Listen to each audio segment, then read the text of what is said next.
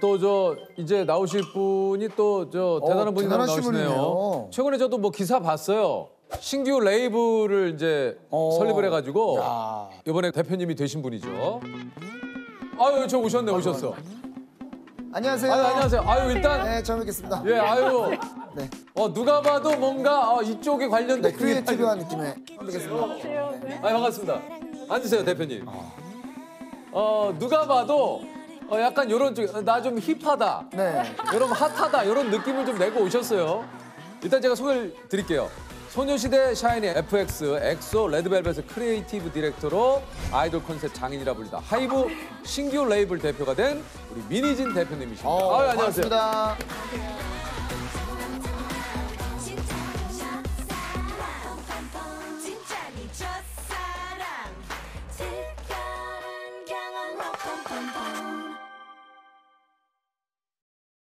저희가 얘기 들어보니까 1년 전부터 좀 섭외를 꾸준히 대표님께 유퀴즈에서 좀 드렸다고 그래요, 그죠? 네네. 근데 이렇게 오래 걸린 이유가 있을까요?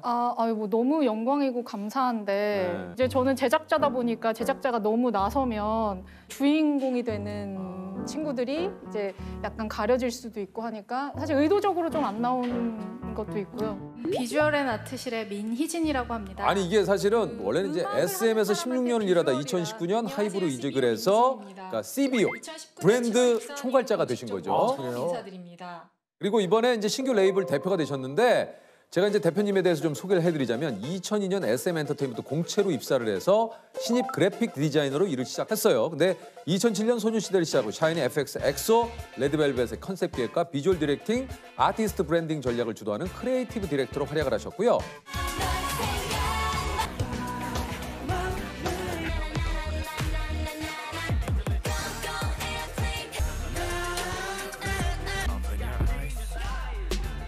(2017년) SM 등기 이사가 그러니까 평사원에서 이사가 되는 업계 신화를 기록합니다. 그러니까 이게 이제 가끔 우리가 뭐 기사를 통해서 뉴스를 통해서 나오는 진짜 신입사원으로 들어가 갖고 이사가 되는 거예요. 임원이. 그래서 2019년에 이제 하이브로 이직을 하고 그다음에 이제 회사의 브랜드 시스템을 정비하면서 신사옥 이전 프로젝트를 담당을 하고 2021년에 신규 레이블을 설립해서 새로운 걸그룹 론칭을 앞두고 있는 현재 상황입니다. 이게 좀 그 2002년에 SM에 입사를 한 계기가 좀 있을까요? 원래 이쪽에 관심이 좀 있으셨는지. 그러니까 저는 원래 사실은 이제 학교 다닐 때는 음악을 굉장히 좋아하는 사람이었는데 이제 사실은 이제 저의 음악의 취향은 이제 대중음악 쪽은 좀 아니었었고 네. 그냥 제가 좋아하는 뮤지션들을 찾다 보면 국경과 상관없이 굉장히 다른 나라의 뮤지션들이 많았고 네. 어릴 때 그런 사람들을 좋아하다가 이제 음악에 대한 어떤 기대 뭐 이런 게 생겼었는데 이제 그래픽 디자인을 하면서 제가 약간 주류 시장에서 뭔가 이제 새로운 일을 좀 만들어내고 싶다라는 어떤 포부가 좀 있었던 것 같아요. 왜냐하면 비주류가 비주류일 수밖에 없는 이유는 사실 조금 어렵기 때문이거든요. 고민과 생각이 많다 보면 밀도는 더 깊이 생기기 마련이라서 사실 또 조금 찾아보면 더 재밌는 것들이 많을 수 있거든요. 근데 이제 저한테 주류 시장이 조금 재미있게 보였던 건 더 많은 이제 대중분들한테 어떤 재미를 좀 소개할 수 있잖아요. 그냥 약간 사람들을 깜짝 놀래게 해주고 싶은 거예요. 아까 조금 전에 왔던 뭐 소녀시대 샤이니, 뭐 FX, 엑소 이렇게 그룹이 결정이 되잖아요. 그럼 데뷔를 앞두고 전체적인 색깔과 이런 것들을 다 이제 작업을 하시는 거죠. 그 좀 조금 소개를 해주신다면 어떤 역할이신 건지. 그러니까 저는 SM에서 이제 크리에이티브 디렉터로 있었다라고 생각하시면 되는데 그냥 제가 했던 직무 자체가 좀 특이했던 것 같기는 해요. 그러니까 왜냐하면 이제 저는 그래픽 디자이너 출신인데 나중에 뮤직비디오까지 이제 총괄을 했고 디자인만 잘해야지가 아니라 이 친구들이 어떤 그룹으로 보여지는 게 이제 장기적으로 봤었을 때 굉장히 좋을까라는 고민을 하기 시작하면 그러면 이제 한 큐에 끝날 수가 없단 말이에요. 그럼 이제 첫 번째 음반은 이런 모습이 됐으면 좋겠고 두 번째 음반은 이랬으면 좋겠고 이제 저 혼자 내러티브를 쭉 만들어 보는 거거든요. 이제 그러면서 이제 최종 골까지의 어떤 이제 제가 그리는 모습을 생각을 하는 거고 그러니까 이전에는 사실 크리에이티브 디렉팅이라는 영역이 다 분화돼서 진행이 됐었던 것 같아요. 앨범 자켓은 누가 하고 또 뭐 이제 뭐 스타일링은 또 누가 하고, 그러니까 규합의 개념은 없었었고 그 위에 헤드 디렉터가 없는 상태에서 사장이 디렉터인 그런 형태였는데, 이제 저는 단순히 뭐 옷을 어떻게 입느냐 그리고 뭐 어떻게 보여지느냐가 컨셉이 아니라 우리가 뭘 말하고 싶은지를 굉장히 구체적으로 담는 어떤 그릇 내용 뭐 이런 걸 기획을 해야 된다라는 중요성을 생각을 하고 있었기 때문에, 그래서 그 이전이랑은 좀 다른 프로세스가 필요하지 않을까 뭐 그런 생각이 있었었죠. 요 얘기를 좀 드리고 싶은 게 2007년에 그러니까 소녀시대가 데뷔하기 전에 그 이수만 그 회장님께서 네. 그 당시에 이제 좀 소녀시대가 가져야 할 비주얼의 방향성에 관한 얘기를 조금 여쭤봤다고 그래요. 근데 선생님께서 요청을 주셨던 게 아니라 네. 뭐 어느 정도 이렇게 그 회사에서 생각하는 방향성들이 있었는데, 이제 저는 제가 제안하고 싶었었던 어떤 내용들이 있었고, 이제 꼭 그랬으면 좋겠어서 그냥 한번 이 이미지 보드를 만들어서 이제 설명을 드렸어요. 그러니까 제가 생각하는 걸그룹은 이런 느낌이었으면 좋겠는데, 이제 이런 것들이 소녀시대와 잘 맞을 것 같고, 그래서 소녀시대는 제가 생각할 때는 이런 그림이었으면 좋겠다. 뭐 일종의 어떤 그러니까 연상을 할 수 있는 이미지들의 모음인데, 이제 그런 것들을 이제 보여드렸더니 되게 이제 재밌다. 그래서 이제 다른 그 부서 분들한테도 한번 브리핑을 해주지 그래. 좋으니까. 그런 식으로 굉장히 저를 신뢰해 주시는 게 느껴지니까, 네네네. 이제 그때부터 이제 저도 조금 자신감이 생긴 거죠. 그러니까 왜냐면은 오너가 믿어준다라는 거는 굉장히 그렇죠. 신뢰인데. 네네네.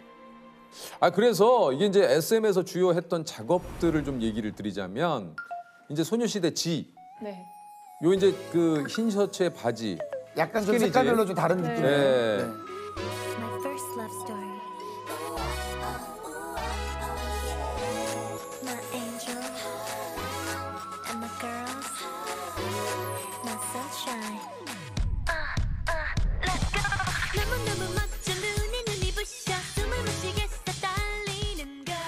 소녀시대가 나오기 이전의 걸그룹은 제가 생각했었을 때 약간 정형화된 어떤 느낌들이 있었거든요. 닿을 수 없는 미소녀?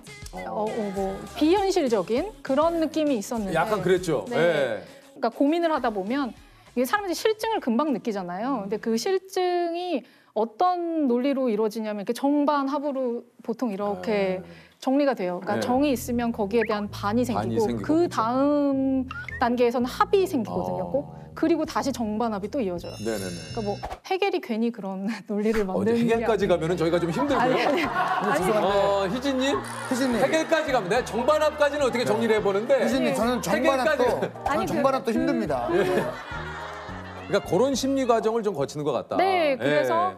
이전에 반이 뭘까를 생각했었을 때 굉장히 내가 친근한데, 그리고 화장기를 뺀 되게 담백한, 왜냐하면 음악 자체가 굉장히 프레시했기 때문에. 그렇죠. 음악이 너무 좋았어요. 네, 그런 것들을 좀 극대화하려면 아예 그냥 반대로 그냥 빼자. 그래서 사실 그 디테일에 굉장히 신경을 쓰긴 해요. 예를 들면 흰 티셔츠에 청바지도 어떤 티셔츠에 어떤 핏이냐에 따라서 굉장히 달라지거든요. 그런 맥락을 굉장히 고민을 많이 했었었고.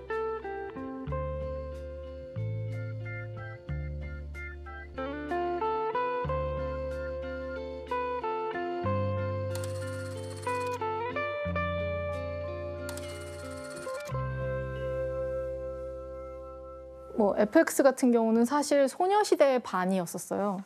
그 아이돌의 전형적인 모습을 조금 탈피해서 보여주고 싶은 게 안에 원래 계속 있었던 욕구였었던 것 같아요. 굉장히 색다른 모험을 하고 싶었어요. 그래서 같이 일하는 스태프들조차도 굉장히 다 설득하고 이해시켰었어야 했던 과정. 아직도 저 목업이 집에 있어요. 그러니까 제가 처음에 사실은 완전히 이렇게 하고 싶다라고 생각했었던 목업 만든 걸 제가 버리질 못하겠더라고요. 그게 뭐냐면 디자인이 안 된 그냥 진짜 핑크색 테이프예요. 근데 저는 VHS 세대니까 비디오 테이프 엄청 보던 세대라서 사실 비디오 테이프에 대한 약간 향수가 있거든요. 내가 상상하지 못한 어떤 스토리가 담겨 있을 것 같다는 그런 생각을 연상시키는 음반이었으면 좋겠다라는 생각 때문에 테이프를 꼭 쓰고 싶은데 근데 FX는 우리 얘기를 담기에는 핑크색이어야 돼. 굉장히 상징적으로. 그래서 핑크색 테이프 만들고 싶다.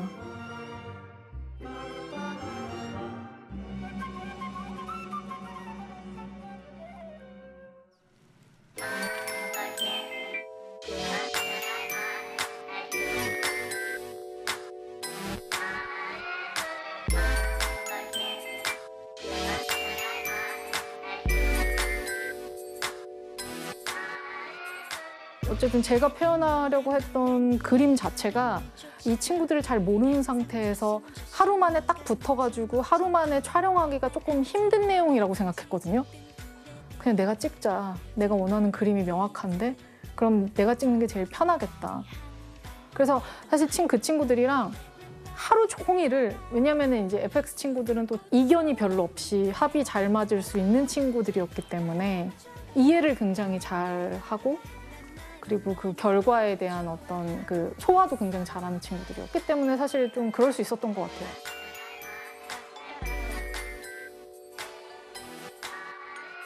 일단 저 그래서 이 얘기를 또 드려야 됩니다. 그러니까 이 이제 엑소의 으르렁 컨셉과 교복 의상을 이거를 제안해가지고 진짜 말 그대로 이제 신드롬이죠. 어떻게 교복을 생각하셨어요? 그 정말 음악 듣자마자 일단 너무 좋았고, 으르렁이라는 제목도 저는 좀 재밌었고, 으르렁이라는 게 약간 청춘의 너무 상징 같잖아요. 그러니까 딱 그때만 으르렁 될 수 있는. 왠지 좀 그러네요. 그러네. 이렇게 듣고 보니까. 네.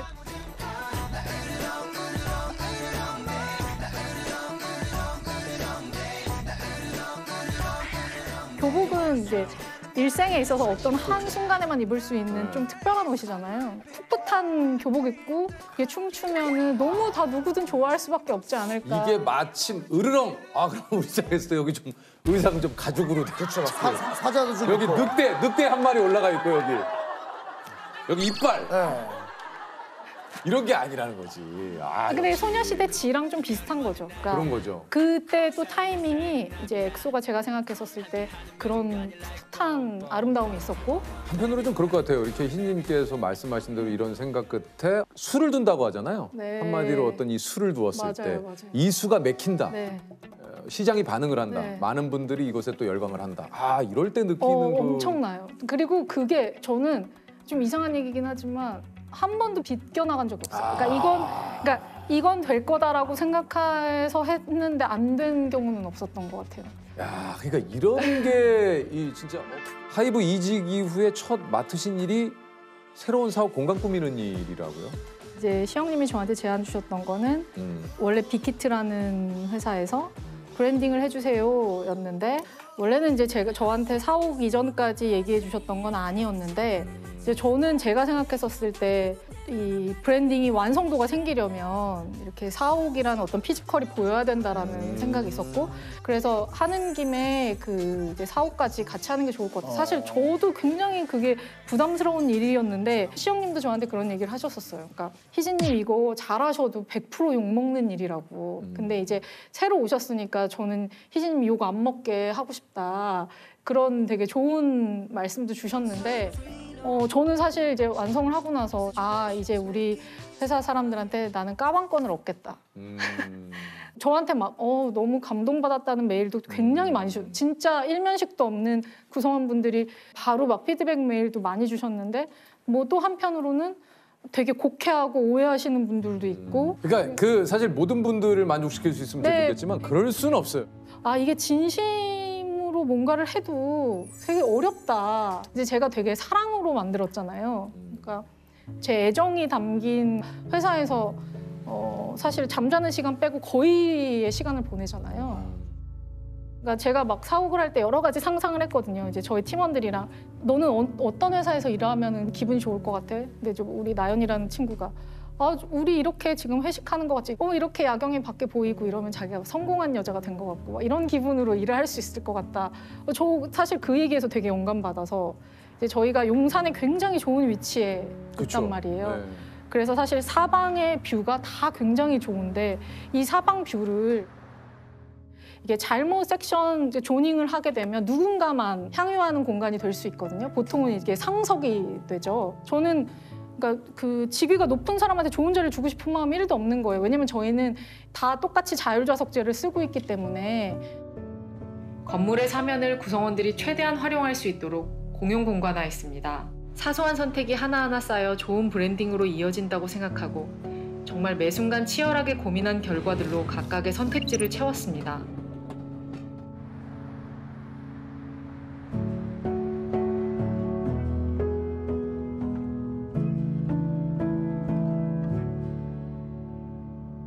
요즘 민희진 님께서 제작진인 그 걸그룹 얘기로 굉장히 좀 뜨거워요. 네. 이 그룹 컨셉 장인으로 이제 불린 분이 이렇게 만든 또 그룹이다 보니까 굉장히 또 좀 많은 분들이 좀 궁금해하세요. 저 되게 이렇게 자신 있게 준비하고 있는데 너무 자신감 있어 하면 또 그걸 되게 꼴보기 싫어요. 아니. 근데 저는 사실은 그것도 신경 쓰면 한도 끝도 없다니까요. 그렇죠. 근데 요즘은 또 분위기가 좀 예전하고 달라요. 기존의 제작자분들은 사실 이제 실제로 음악을 만드시는 분들, 매니지먼트 하셨던 분들이 사장이 돼서 경영이 됐던 케이스가 많아요. 근데 이렇게 저처럼 컨텐츠를 직접 만들던 사람이 사장이 된 케이스는 사실 좀 없잖아요. 많이 없죠. 그러니까 음악을 직접 만드는 사람이 아니다 하더라도 내가 어떤 음악을 셀렉션해서 어떤 그 완성품을 만들어내는지는 그러니까 시장에 굉장히 다른 제작 방식을 제안하는 거기도 해요. 그래서 조금 다른 캐스팅, 그리고 다른 트레이닝, 그리고 제가 그동안 20년 동안 일해오면서 생각했었던 여러 가지 어떤 그런 것들을 녹여낸 어떤 제작물을 만들고 싶다. 그래서 저는 사실 곡을 2년 전부터 준비를 해놨었고, 그래요? 네, 저 입사하면서부터 너무 잘하는 프로듀서와 준비를 해온 게 있어요. 분명히 굉장히 새로운 반향을 불러일으키지 않을까라는 내심의 기대가 있고, 그래서 최대한 빨리 내년 중에는 보여드리고 싶다가 있고.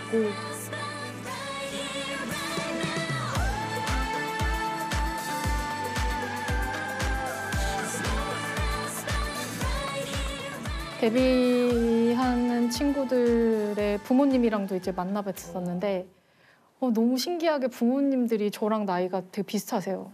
아마 그러실 거예요. 네. 좋은 이모가 되고 싶고 좋은 엄마가 돼주고 싶은 거예요. 믿고 맡겨서 즐거운 시간을 보낼 수 있게. 그래서 우리 친구들한테도 이제 아이돌 산업이라는 게 사실 어린 친구들로 이제 일을 이렇게 만들기 때문에 저는 이게 일하는 과정이 사실 저는 일이 아니라 그 친구들한테는 훈육이라고 생각을 해요. 제작자로서 책임감이 굉장히 남다르다라고 생각도 들고, 그런 면에서 이제 이 친구들이랑 저는 좀 친해져야 되겠다라는 생각이 있어서 제가 이제 한 명씩 주말마다 저희 집에 불러가지고 이제 요리도 해주고 같이 산책도 하고 그냥 좀 친해지는 시간을 좀 가져봤거든요. 육아가 근데 너무 어렵더라고요. 되게 이제 어찌 보면 큰 친구들인데 10대 친구들인데도 그냥 세대 차이가 그래도 있잖아요. 그렇죠. 제가 남이 불러줬었을 때 되게 듣기 좋은 단어가 2개가 있더라고요. 우리 업계에서. 그게 하나는 세계관이고 하나는 아티스트라는 말이었거든요. 자연스럽게 아티스트가 되는 과정을 만들어주고 싶은 거예요. 미숙한데 진짜 노력을 많이 하거든요. 그러니까 안 그래도 예쁘게 생겼는데 노력도 열심히 하지? 근데 막 병아리 같잖아요. 우리가 즐겁게 해보자. 그러면 굉장히 다른 바이브가 나올 거다. 그러니까 저도 제가 몇 개를 잘하면 나는 자기 증명이 끝날 줄 알았거든요. 근데 자기 증명은 끝없이 이어지더라고요. 사실은 장벽이 더 커지는 거라서 그러니까 그냥 내가 나를 계속 이겨야 되는 게임이 되거든요. 그러면 여기서 제일 필요한 건 진짜 책임감이에요. 엄청난 책임감이 바탕이 돼야 안정감 있게 모험할 수 있거든요. 내가 직접 부딪혀서 새롭게 해내야 될 일을 해야 될 사람들을 설득하고 얘기해보고 그리고 이게 안 됐었을 때의 대안까지도 다 보험을 만들어야 돼요. 저는 사실 그렇게 일하는 편이긴 했거든요. 막중한 책임감 그리고 내가 실제로 그걸 해낼 수 있는 약간 투쟁심? 투쟁이라고 표현하면 좀 그렇지만 사실 투쟁과 좀 비슷하거든요.